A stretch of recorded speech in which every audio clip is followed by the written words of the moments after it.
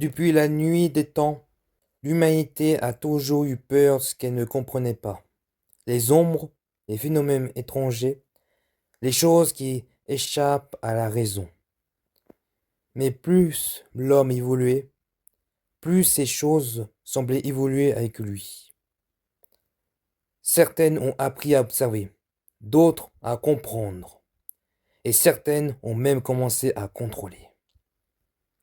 Malgré le progrès, il reste encore des zones ombres, des mystères que l'humanité n'aurait jamais dû découvrir. Et quand ces mystères échappent à tout contrôle, la Fondation envoie ses unités les plus dangereuses. Bonjour, chers membres de la Fondation SCP. Cette fois-ci, cette réunion est un peu particulière. Aujourd'hui, je ne vais pas vous présenter un SCP. Nous allons plutôt parler de notre organisation, la Fondation SCP elle-même. Plus précisément, nous allons nous intéresser au MIT, aussi appelé Force d'intervention mobile. Leur mission est simple, mais cruciale. Intervenir lorsque le confinement échoue, sécuriser les anomalies et protéger le secret de la Fondation.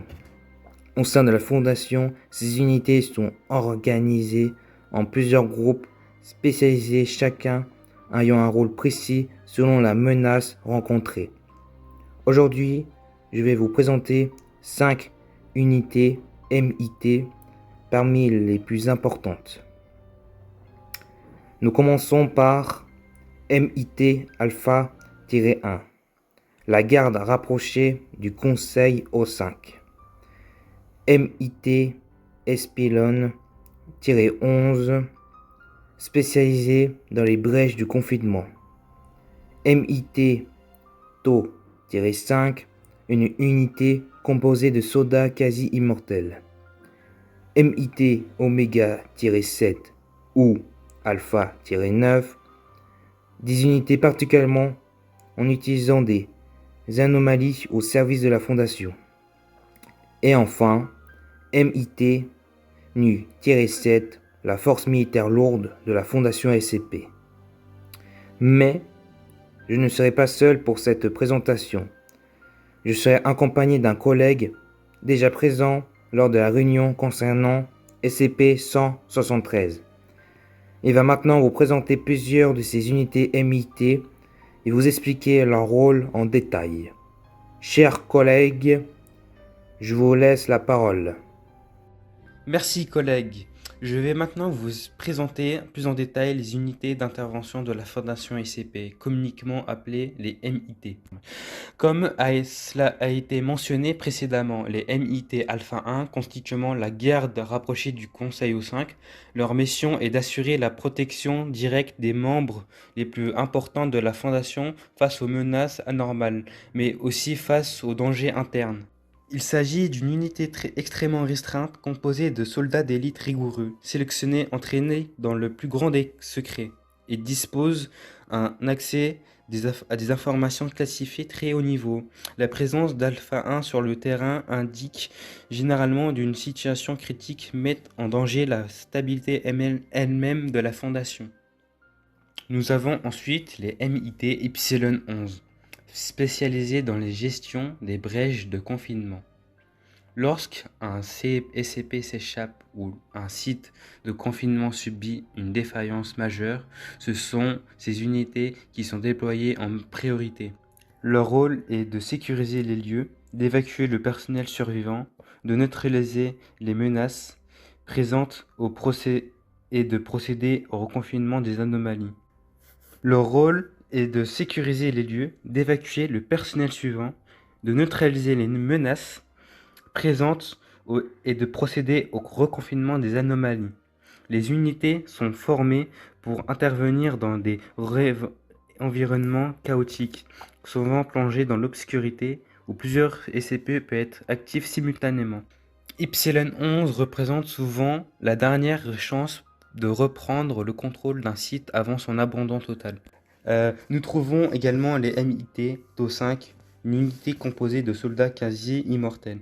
Ces agents ont subi des modifications d'origine anormale, leur permettant de continuer à combattre malgré des blessures anormales mortelles. Ils ne sont pas considérés comme des surhumains, mais comme des combattants extrêmement résistants, capables d'affronter directement des SCP particulièrement hostiles. TO5 est déployé lorsque les pertes d'humains sont jugées irréversibles et que les méthodes conventionnelles ne suffisent plus. Leur intervention souligne le caractère déprécié de certaines missions menaces de la Fondation. Merci pour ces précisions.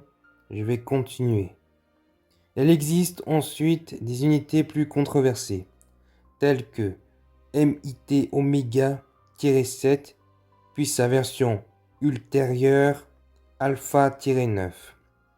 Ces unités sont particulières car elles utilisent des anomalies, voire des SCP coopératifs, au service de la Fondation afin de contrer d'autres anomalies.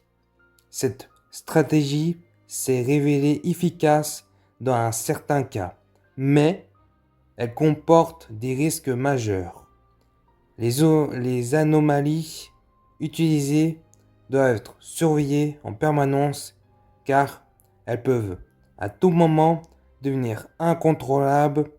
L'existence de ces unités montre que dans certaines situations, la Fondation est prête à repousser ses propres limites pour assurer la survie de l'humanité.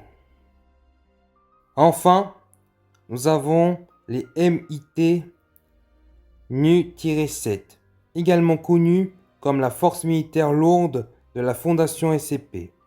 Ces unités sont déployées lors de menaces de grande ampleur, appliquant des entités massives ou des SCP capables de provoquer des destructions à l'échelle régionale, voire mondiale.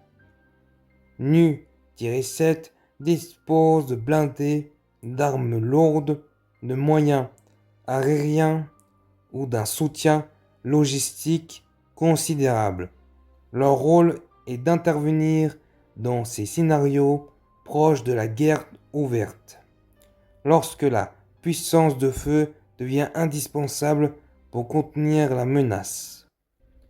L'engagement de Nu-7 indique que la situation dépasse largement le cadre d'un simple accident de confinement. Pour conclure, les MIT représentent le bras armé de la Fondation SCP. Chaque unité est conçue pour répondre à un type de menace précis, allant de la protection du Conseil O5 à la gestion de catastrophes anormales de grande ampleur. Sans ces forces d'intervention, la Fondation ne pourrait ni contenir les anomalies, ni protéger l'humanité de ce qui se cache dans l'ombre. Tant que des phénomènes inexpliqués existeront, les MIT resteront indispensables.